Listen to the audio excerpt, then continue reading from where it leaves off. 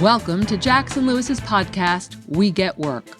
Focused solely on workplace issues, it is our job to help employers develop proactive strategies, strong policies, and business-oriented solutions to cultivate an engaged, stable, and inclusive workforce. Our podcast identifies issues that influence and impact the workplace and its continuing evolution, and helps answer the question on every employer's mind: how will my business be impacted? The life science industry's diverse workforce encompasses manufacturing, laboratories, office workers, and a remote sales force, which may make it challenging for employers to respond to a broad array of requests for accommodations. On this episode of We Get Work, we delve into the intricate world of leave and accommodation scenarios employers in the life sciences industry often face. We shed light on the unique state and local laws that employers must navigate, which can significantly impact their decisions to grant or deny a request. Today's hosts are Patty Pryor and Luke Breslin, members of the Life Sciences and Disability, Leave, and Health Management groups.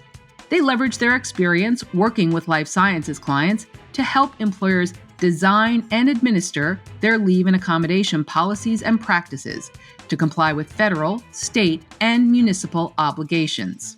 Luke and Patty, the question on everyone's mind today is, what accommodations issues are life sciences employers often facing, and how does that impact my business? Thank you, Alicia. I appreciate the introduction. My name is Luke Breslin. I'm a principal in the Berkeley Heights office of Jackson Lewis, and I'm joined here today with my colleague Patty Pryor, a principal in our Cincinnati office. We're both members of the firm's Life Science Industry Group and the Disability Leave and Health Management Practice Group.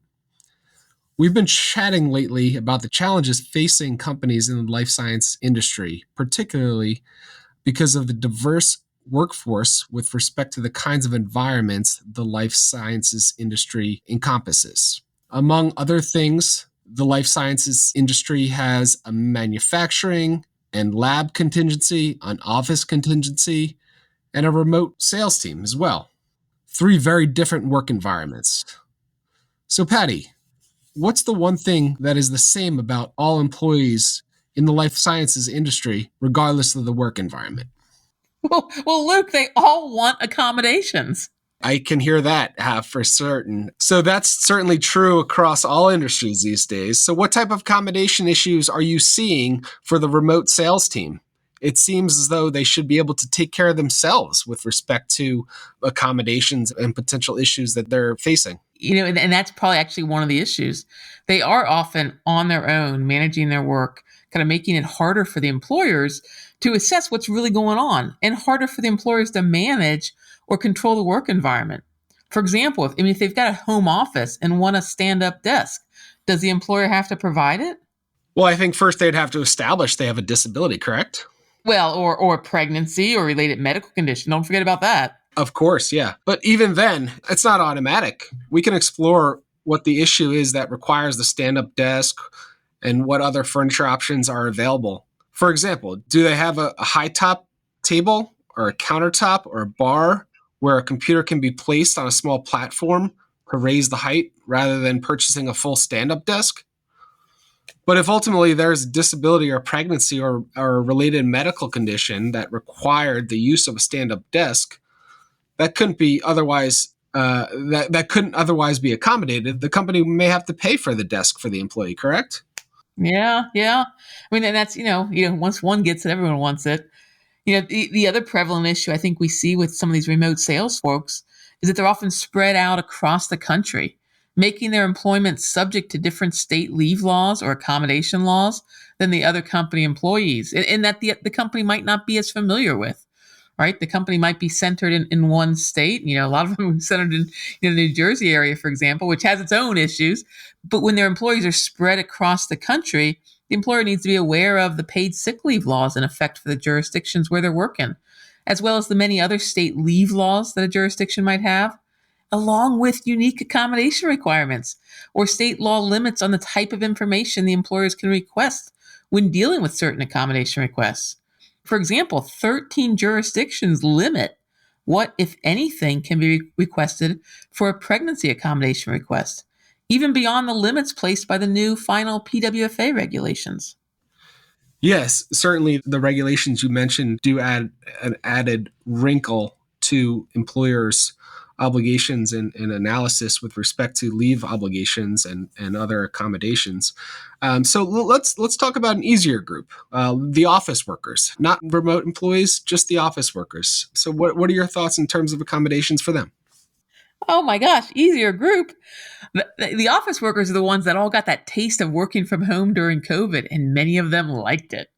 So we're seeing lots of requests to work remotely, right? I want to work back from home. I want to work at home. I don't want to go back into the office. They liked being able to put a load of laundry in, pick their kids off the school bus, run local errands, start dinner, all during the workday, hopefully on legitimate breaks.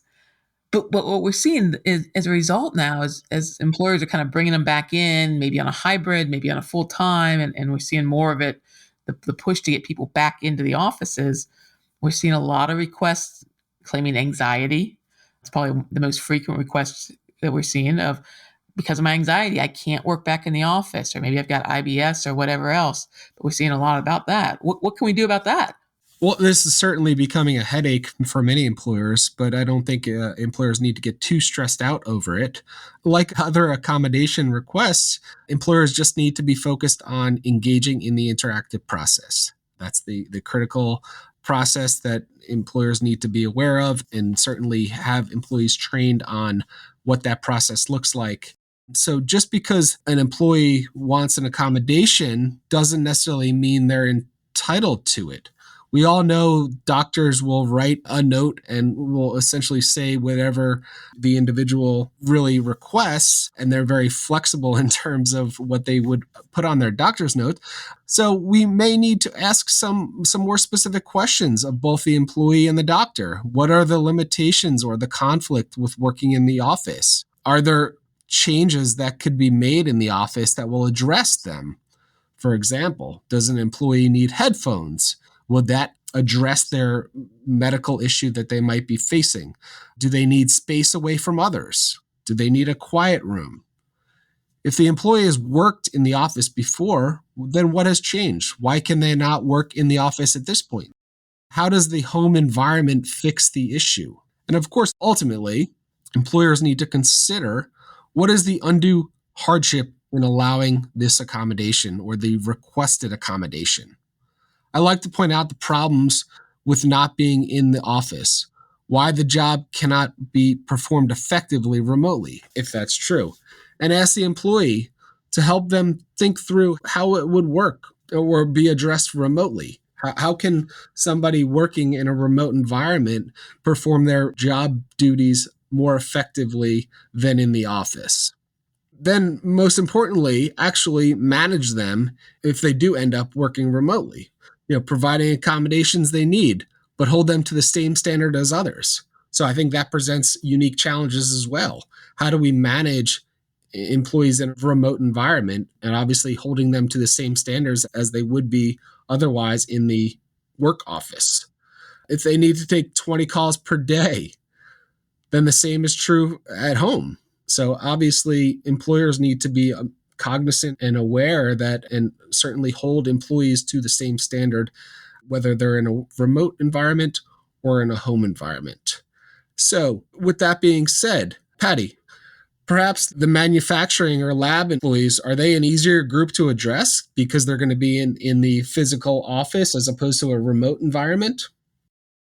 I'm not sure any group is easy in today's world, but you're right. I mean, the manufacturing group, a lot harder to challenge and request remote work, right? They, one, didn't, for the most part, get the taste of it during COVID. And two, it's, hard to make the machine work from home or to test things from home. Almost certainly those roles, requiring remote work or asking to work from home is going to eliminate an essential function. So would not be something that could be accommodated under the ADA.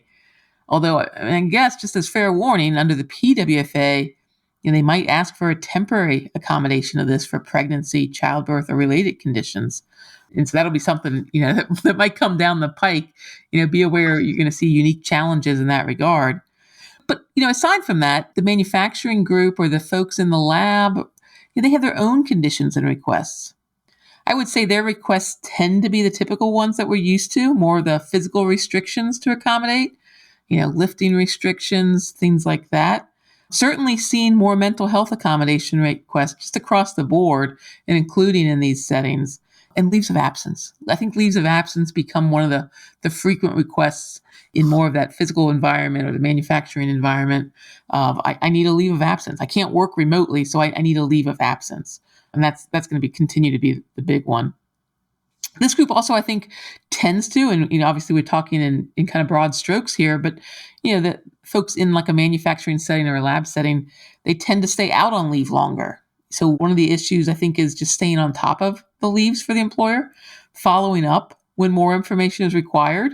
I've had a number of circumstances where employees sit out, much longer than they should, or kind of get forgotten. And then it comes time when the employer is looking at it going, well, what are we doing with Johnny? And they need to go back and, have they made communications with them? Have they followed up to see if there's additional doctor's information? Have they, adequately communicated if we're getting to the point of undue hardship and need to make a change? Making sure those kind of communications are in order, I think, is a challenge and continuing to be an issue. And obviously, in terms of when does that leave end, you need to look at when does it become an undue hardship. And so that's, I think in the manufacturing setting, one of the things we see more often is that leave request or those physical requirement requests for accommodation. Yeah, that's certainly an interesting point. And on that topic, I often get requests from clients as to an employee's been out on leave for, say, 6 months in the manufacturing space. And they ask, do I have to hold the position? So in your perspective, is there a certain rule of thumb that employers should follow with respect to how long a leave can extend beyond the, say, FMLA statutory required leave? Is there a certain period of time that you'd guide employers to say this is a reasonable amount of time, and beyond that, it would pose an undue hardship to extend it beyond that? That's a great question. Well, I mean, and the typical lawyer response is it depends, and it does. So first and foremost, obviously, you need to make sure your FMLA is expired, so the 12 weeks have been expired or the individual's not eligible. Then you need to look at whether there's any other state or local law requirements, for leave or otherwise. Are they entitled to like a paid leave, paid family leave, whatever that might extend beyond? Then you need to look at what your policies provide. If by policy you have provided that employees will get up to 6 months of leave, well, then, you've said that you can provide 6 months of leave without any issue. So you can't really argue undue hardship then. And then it's kind of beyond that. And I would say in general, if you've got a policy that provides for a certain amount of leave, keep in mind that accommodation is always something different, right? An accommodation is you're offering something different than what you normally provide. So don't just assume that because the policy says 6 months, that's the end of it. It might be, but then it is going to depend on the job. It's going to depend on the role. It's going to depend on, is it a job that you've got to have people in there, that you've got to recruit for, that you've got to fill? Who's been filling it in the interim? How long can that really last? So the more important the job is, I think sometimes the easier to get to an undue hardship space. If it's one of those jobs that there's a lot of employees in it, that it's kind of a constantly churning situations, it might be easier to extend the leave longer because, it might not be so much that you're holding the position, that you're filling it, but with the knowledge that we may have to, place him back in or find an opening for him at the end. So it's always going to be a challenge, and it's always going to be it is a little bit of a juggle, right? In terms of you've got your business needs that you need to address, and you got to make the business run. And if it's a point where you can't run the business, you can't get the product created, you can't, you're in the middle of testing something, whatever it might be, or you're in a sales position and someone's got to service that territory.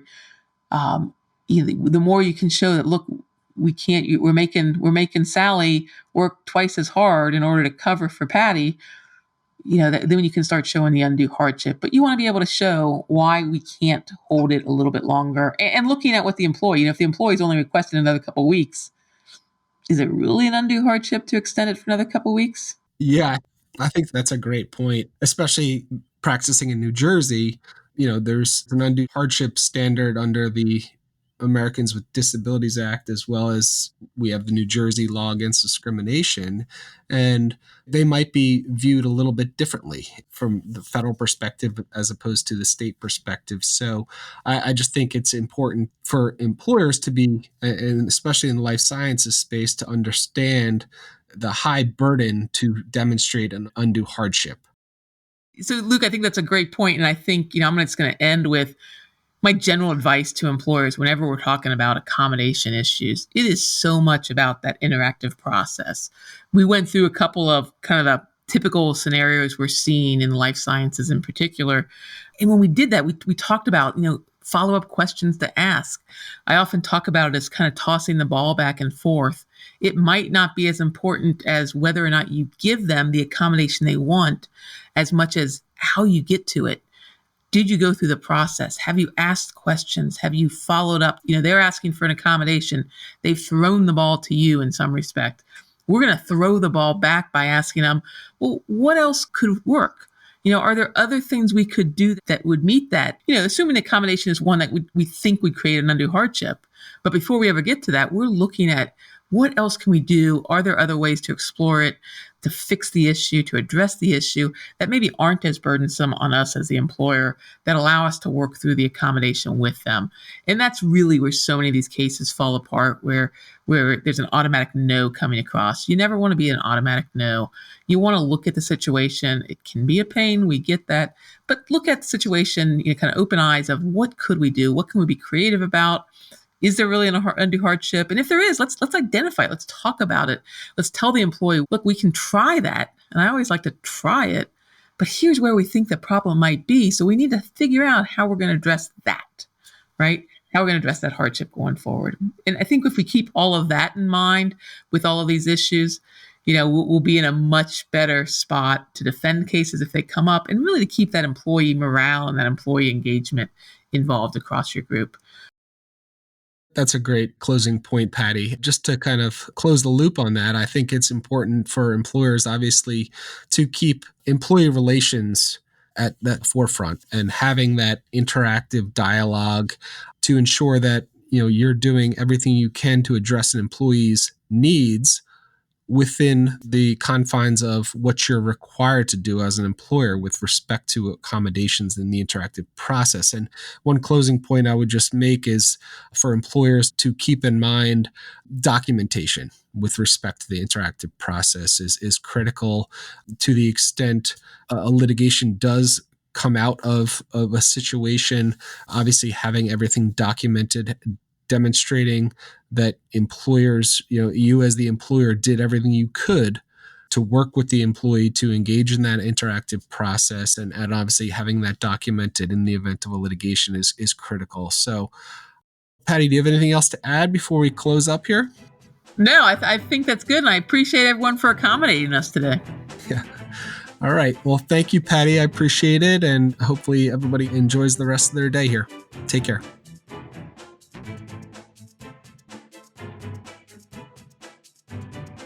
Thank you for joining us on We Get Work. Please tune in to our next program, where we will continue to tell you not only what's legal, but what is effective. We Get Work is available to stream and subscribe on Apple Podcasts, Libsyn, SoundCloud, Spotify, and YouTube. For more information on today's topic, our presenters, and other Jackson Lewis resources, visit jacksonlewis.com. As a reminder, this material is provided for informational purposes only. It is not intended to constitute legal advice, nor does it create a client-lawyer relationship between Jackson Lewis and any recipient.